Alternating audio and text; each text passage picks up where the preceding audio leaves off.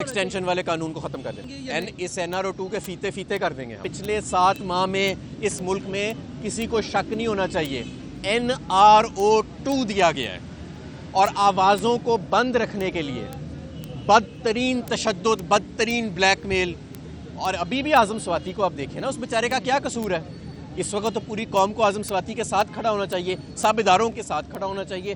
اعظم سواتی آج سلاخوں کے پیچھے ہے. یہ جو معیشت کی تباہی ہوئی ہے، اس میں بہت بڑا کردار جو NRO2 دیا گیا ہے پچھلے 7 ماہ میں. دیکھیں، ہماری معیشت بالکل ٹھیک جا رہی تھی، بلکہ ہماری معیشت کی تعریفیں دنیا کے جریدے کر رہے تھے.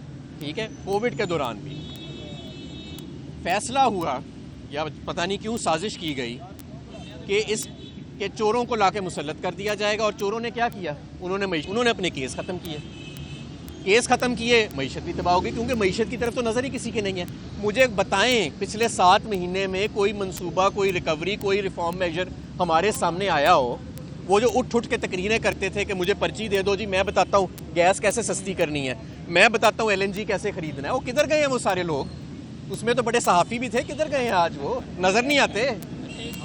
تو میں آپ کو یہ بتا رہا ہوں کہ یہ جو معیشت کی تباہی ہوئی ہے، اس میں بہت بڑا کردار جو NRO2 دیا گیا ہے پچھلے 7 ماہ میں. پچھلے 7 ماہ میں اس ملک میں کسی کو شک نہیں ہونا چاہیے NRO2 دیا گیا ہے اور آوازوں کو بند رکھنے کے لیے بدترین تشدد، بدترین بلیک میل.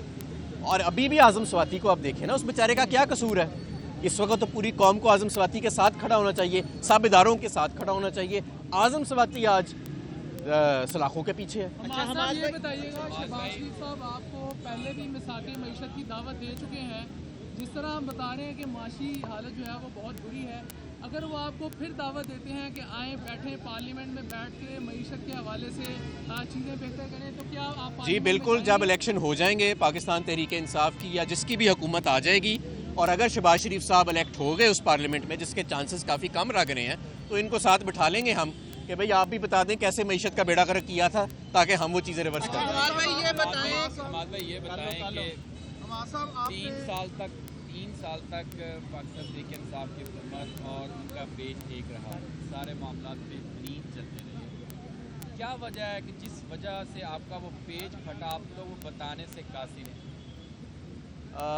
نہیں، میرا خیال ہے کہ جب تاریخ لکھی جائے گی یہ ساری باتیں باہر آ جائیں گی، اور انشاءاللہ تعالی یہ ثابت ہوگا کہ پاکستان تحریک انصاف ہمیشہ اصولی موقف پہ کھڑی رہی ہے، ہمیشہ جو چوروں کا احتساب ہے اس پہ کھڑی رہی ہے، ہمیشہ اس ملک کے وقار کے لیے اور بہتر معیشت کے لیے کھڑی رہی ہے. اگر کسی کا کوئی اور ایجنڈا تھا تو انشاءاللہ تعالی وہ تاریخ میں باتیں ساری آ جائیں گی، تاریخ خاموش نہیں رہتی. اچھا حماد بھائی، یہ بتائیں کہ آپ کی 3 سالہ حکومت رہی ہے، آج آپ کو عدلیہ سے شکوہ ہو گیا. نظام عدل کو درست کس نے کرنا تھا؟ آپ تو 90 دن میں حالات بہتر کرنے کے دعوے کر کے آئے تھے، مدینہ کی ریاست بھی بنانی تھی. تو عام آدمی کو اگر انصاف نہیں ملا تو 3 سال میں تو تحریک انصاف کیا گریبان؟ نہیں، اس میں کوئی شک نہیں. میں سمجھتا ہوں کہ ہمیں عدالتی نظام کے ریفارمز کے لیے، جوڈیشل ریفارمز، لیگل ریفارمز کے لیے ہمیں زیادہ محنت کرنی چاہیے تھی. اس میں کوئی شک نہیں. میں سمجھتا ہوں ہمیں FBR کے سسٹم کو اوور آل کرنے کے لیے زیادہ محنت کرنی چاہیے تھی، زیادہ بولڈ میجرز لینے چاہیے تھے. لیکن بہت سارا کچھ ہم نے کیا بھی.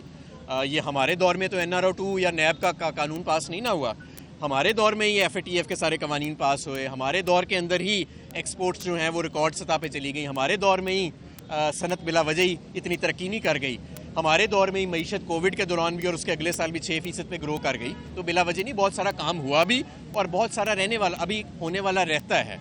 لیکن بات یہ ہے، دیکھیں، جب آپ ایک اتنی بڑی سازش کے ذریعے پورا نظام الٹا دیں گے NRO2 دینے کے لیے چند لوگوں کو، اور وہ لوگ NRO2 تو لے لیں گے لیکن ملک کی معیشت کا پٹھا بٹھا دیں گے، تو پھر حالات تو یہی ہوئیں گے.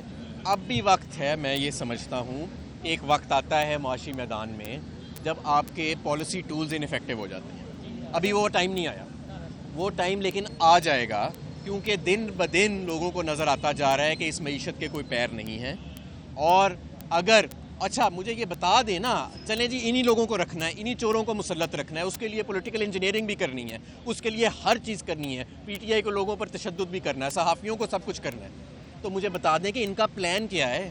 خدارا اس عوام کو، اس ووٹر کو اتنی تو تسلی دے دیں کہ جناب وزیر خزانہ صاحب، وزیر توانائی صاحب، وہ بتا دیں کیا ہمارا پلان کیا ہے؟ اور وزیر تجارت اور وزیر کامرس سے صرف اتنی گزارش ہے کہ اپنا نام ہی بتا دیں آ کے ٹی وی کے اوپر کہ آپ لوگ ہیں کون، سارا دن کرتے کیا ہیں، آپ کی مصروفیت کیا رہتی ہے۔ تجارت اور انڈسٹری تباہ ہو گئی، آپ دونوں حضرات جو ہیں وہ ہیں کون، اپنی شکل ہی دکھا دیں۔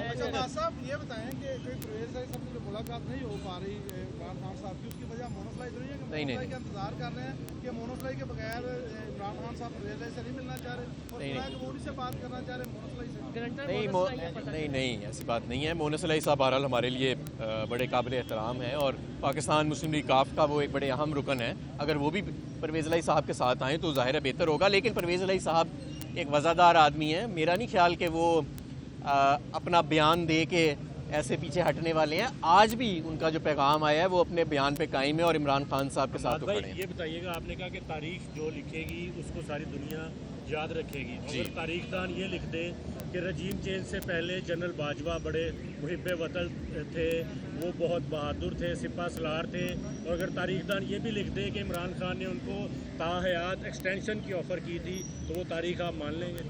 دیکھیں تاریخ لکھے لیکن بہت ساری چیزیں اس میں لکھی جائیں گی، ظاہر ہے ہمارا موقف بھی اس کے سامنے آئے گا۔